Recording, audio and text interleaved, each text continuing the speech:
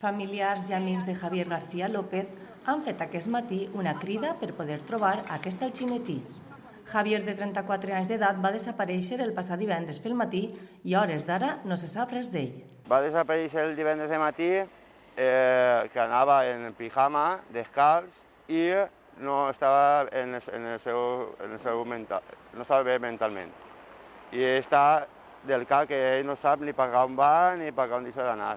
Pues estem fent batudes, tots els amics, i buscant per tots els puestos que nosaltres coneguem, però no és suficient, perquè no...